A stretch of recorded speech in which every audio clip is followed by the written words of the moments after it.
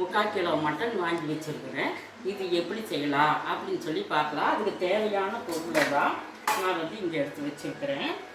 இது இப்போ வந்து நம்ம மசாலா போடாத வெறும் வரமிளகாய் இருக்குது. நம்ம பள்ளிப்பாளையம் மட்டன் வச்சுக்கிறோம். அதுக்கு 3 தக்காளியை வச்சுருக்கிறோம். இப்போ எப்படி செய்யலாம் அப்படின்னு சொல்லி பார்க்கலாம். நான் வந்து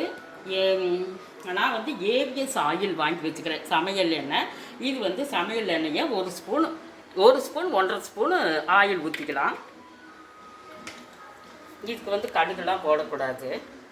இதில் வந்து பிரிஞ்சால் இலை நான் 2 இலையும் போடுறேன், அதையும் போட்டுக்கலாம். இஞ்சி பூண்டு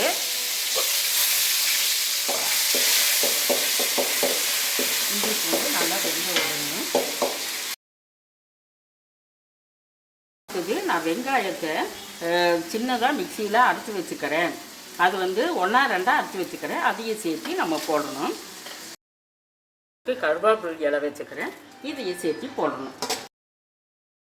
வந்து பட்டை, கிராம்பு, லவங்கம், கசகசா எல்லாம் சேர்த்து இதில் போடுறோம்.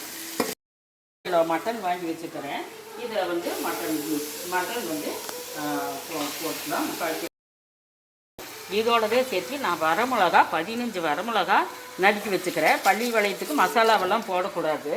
நம்ம வந்து இந்த இதுலேயே நல்லா வந்து வதங்கணும். நம்ம வந்து உப்பு போட்டுக்கலாம். ஒரு 1/4 ஸ்பூன் மஞ்சத்தூள் எடுத்துக்கிறேன், இதையும் சேர்த்து போட்டுக்கலாம். இப்போ இதெல்லாம் சேர்த்து நல்லா வேகணும். தண்ணியே ஊற்றக்கூடாது. இந்த நம்ம அலசி போடுற தண்ணியிலேயே நல்லா வெந்துடும். இதெல்லாம் சேர்ந்து வேகட்டு. அப்புறமா நம்ம தக்காளி போடணும். இப்போ இந்த மாதிரி மூடி வச்சுக்கணும். தக்காளி, கொத்தமல்லி தலையெல்லாம் கடைசியில் நம்ம போட்டுருவோம்.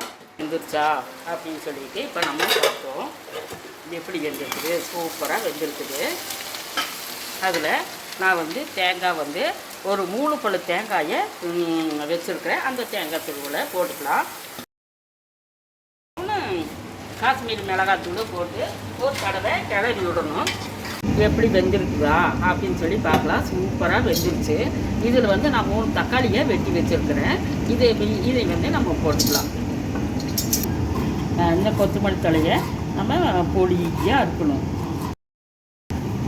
நம்ம தூவி விட்டுக்கலாம். ஒரு கலர் கலக்கிடணும். இப்போ பள்ளிப்பாளையம் மட்டன் ரெடி. ஃப்ரெண்ட்ஸ், இதே மாதிரி நீங்களும் ஒரு முறை ட்ரை பண்ணி பாருங்கள். சூப்பராக எல்லாமே வெந்துருச்சு.